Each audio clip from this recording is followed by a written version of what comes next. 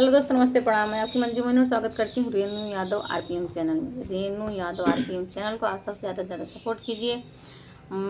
खुशबू रानी के और संगीता के साथ में रेनू यादव आरपीएम चैनल के लिए एक प्यारा सा गीत, नाच गीत आप सब सुनिएगा। अपना प्यार दुलार आशीर्वाद दीजिएगा। दोबारा आई गए बालम तोहरे घरे, दोबारा आई गए बालम तोहरे घरे। रोज रोज मम्मी तोहर खाना बनावावई, रोज रोज मम्मी तोहर खाना बनावावई, खाना बनावावई हो खाना बनावावई।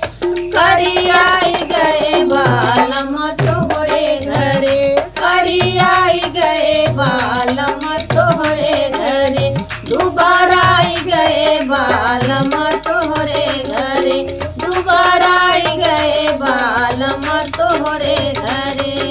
रोज रोज भाभी तोहर बर्तन मजवावई, रोज रोज भाभी तोहर बर्तन मजवावई। उबी आई गए बालम तोहरे घरे, उबी आई गए बालम तोहरे घरे। दोबारा आई गए बालम तोहरे घरे। रोज रोज बहिन तोहर कपड़ा धोवावई, रोज रोज बहिन तोहर कपड़ा धोवावई, कपड़ा धोवावई, कुली काम करवावई।